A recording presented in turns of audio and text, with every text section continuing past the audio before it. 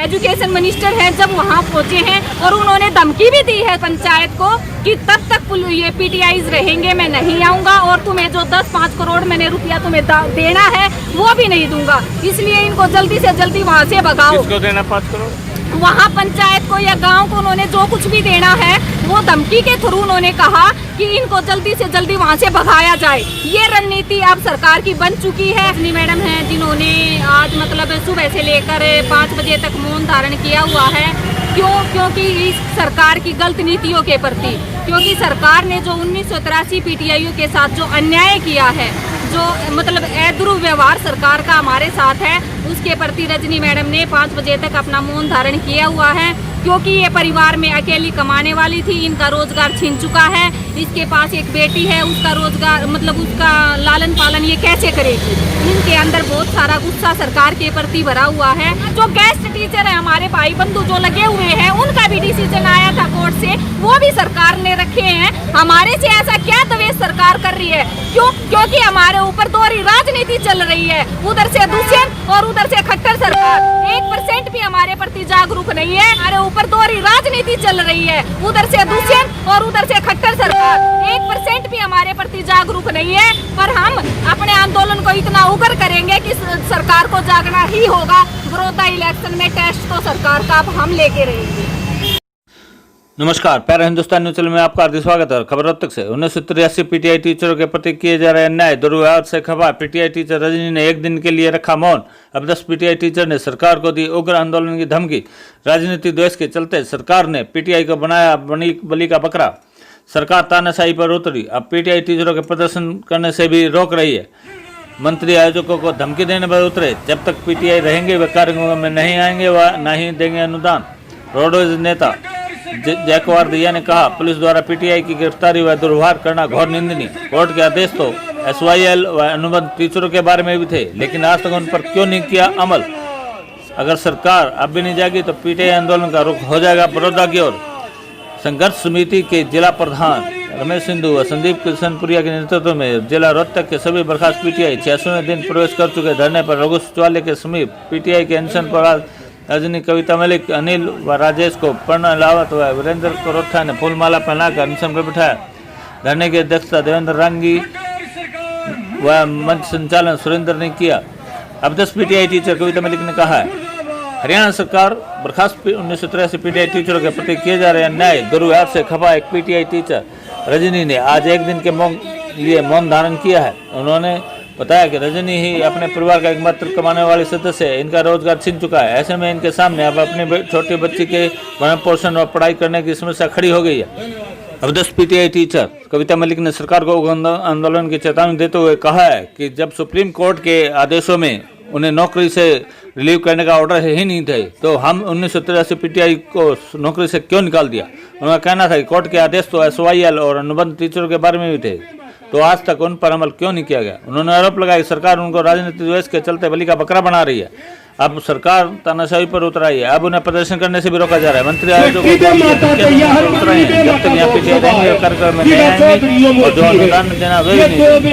आज हरियाणा रोड के कार्यालय स्थित जयकुमार दिया, जो कि निरंतर धरने पर आते रहते हैं, हौसला बढ़ाते रहते हैं, अपने जोशीले अंदाज में नारों के साथ सभा को संबोधित किया। उन्होंने कहा, लगभग 90 दिन होने को आए हैं, लेकिन सरकार कोई सकारात्मक नहीं दिखा रही। विभिन्न जिलों में भी जो धरने चले हुए अपनी सही दिशा में चल रहे हैं। कुछ जिलों से पुलिस द्वारा पीटीआई की गिरफ्तारी और दुर्व्यवहार की जो सूचनाएं आई है, इसकी उन्होंने घोर निंदा की है।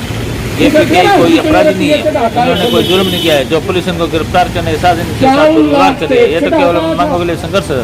जयकुमार दिया ने सरकार को चेतावनी देते हुए कहा कि अब सरकार अब भी नहीं जागी तो आंदोलन का रुख अपने आप बड़ौदा की तरफ हो जाएगा। बड़ौदा में सरकार की परीक्षा ली जाएगी, सरकार फेल होती है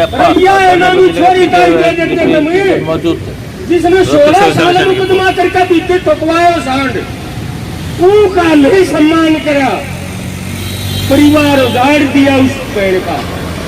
वह थी हकदार नाम की, उसको देना चाहिए। कितना हंगामा लगा, कितना बड़ा राजा है।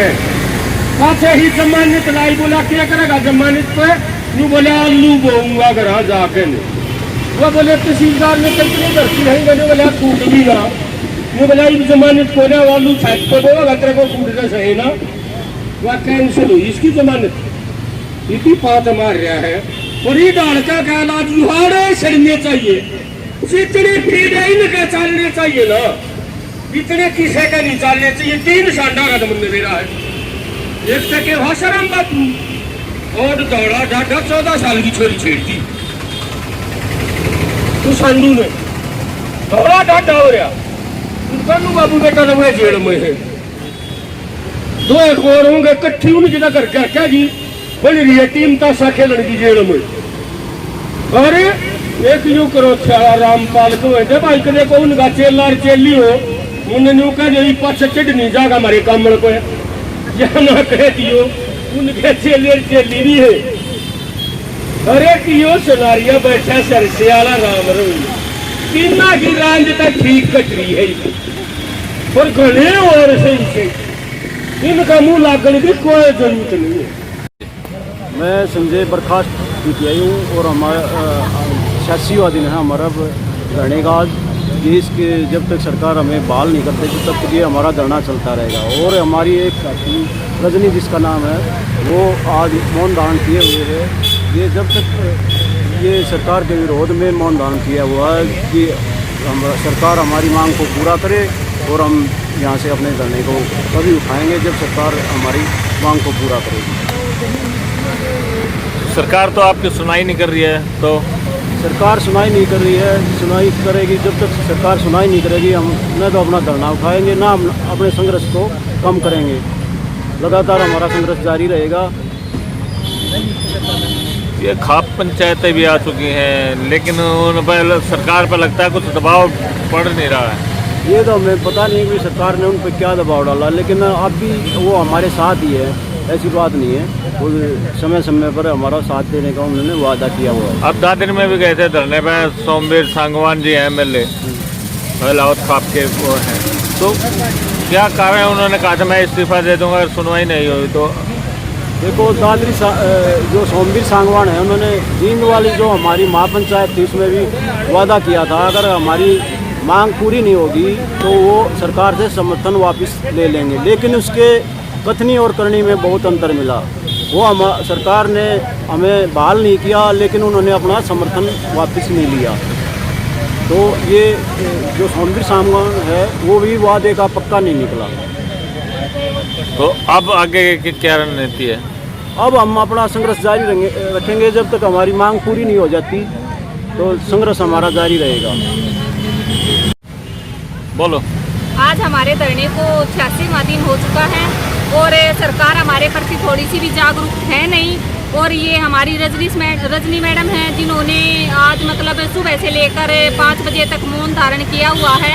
क्योंकि इस सरकार की गलत नीतियों के प्रति, क्योंकि सरकार ने जो 1983 PTIU के साथ जो अन्याय किया है, जो मतलब दुर्व्यवहार सरकार का हमारे साथ है, उसके प्रति रजनी मैडम ने 5 बजे तक अपना मौन धारण किया हुआ है। क्योंकि ये परिवार में अकेली कमाने वाली थी, इनका रोजगार छीन चुका है। इसके पास एक बेटी है, उसका रोजगार मतलब उसका लालन पालन ये कैसे करेगी? इनके अंदर बहुत सारा गुस्सा सरकार के प्रति भरा हुआ है और इसलिए अब हम अपने आंदोलन को और भी उग्र करेंगे। सरकार की बहुत सारी गलत नीतियां हैं, जहाँ की देखो शिक्षा मंत्री आए हुए थे जो हमारे PM हैं और वो शिक्षा मंत्री और हम शिक्षक हैं, क्या उनका एक फर्ज नहीं था कि भाई शिक्षक की बातों को सुना जाए?